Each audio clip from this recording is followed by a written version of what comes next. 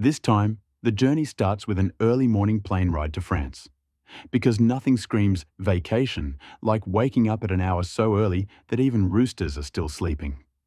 Before long, we're wandering through the fancy estates of bubbly potion crafters, the kind of places where you suspect the dogs might drink out of crystal bowls. We walk to our hotel, which naturally is guarded by a Red Bull statue. Inside, it's lavish enough that we start wondering if they made a mistake and gave us someone else's castle. It's spacious, sure, but honestly, I was expecting a bit more gold and maybe a fountain. When I peeked outside, I couldn't even see the stables. Anyway, the next 2 days are a total write-off. Cold, rain, darkness, cyclocross. Nobody wants to see that misery, not even us. A few days later, redemption. We're pedaling into another misty morning. As we climb higher, we find that the fog lifts if we go faster, so we quickly go into the neuromuscular zone. It works, and the day gets brighter.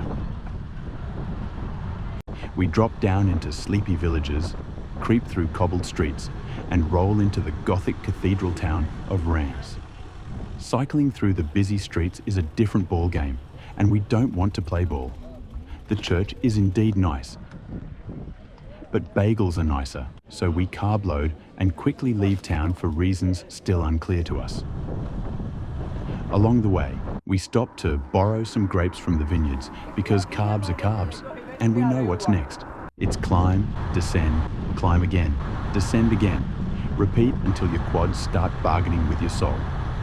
The climbs are steep enough to make you rethink every pastry you've ever eaten, and the descents are just long enough for you to remember you're mortal. Eventually, we reach the river. On day one, it looked like a grey, soulless void, the kind of place you'd film an existential art movie. But with the sun out, it's pretty. We roll back into the city and recover the only way cyclists know how: pancakes. Later, our buddy Alfred invites us over to test his new recovery potions. Not bad. But we kept going and visited Perrier, who had better decorations and fancier potions. A new day, a new climb through the vineyards. And then the rapid descents.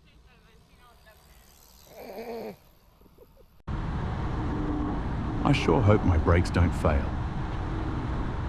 At this point, we need a warm drink to steady the nerves.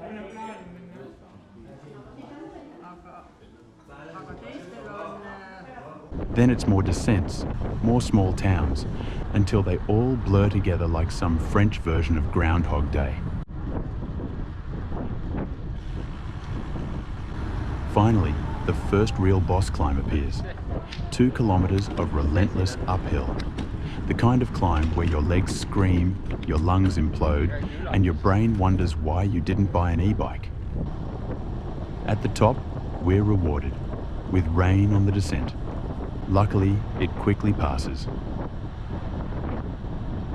We slog into a bakery for pastries and coffee that restores our spirits, though not our glycogen stores.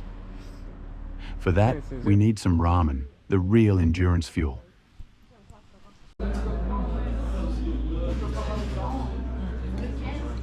We reach the final day. We cycle up a small hill to meet our friend Nicholas, who casually lives in a house so large that getting from one room to another probably requires GPS. His bottles of potions are just as oversized. And don't even get me started on the barrels. He could hide a small car in one. After a few generous tastings, we return on the bikes with newfound courage. The potions worked. I break away from the peloton to find solitude while contemplating life and why all good roads are uphill. But just as I'm reaching peak philosophical depth, a pack of speed demons rockets past. They go so fast, they don't even notice me. Perfect. I tuck into their slipstream like the shameless draft surfer I am. We're bombing down hills at such speed that local cars need turbos just to inch past us.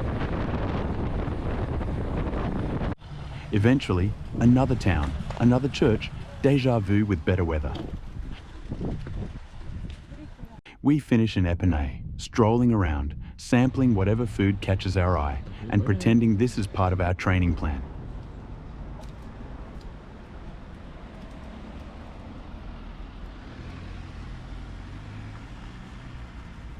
Eventually, reality sets in.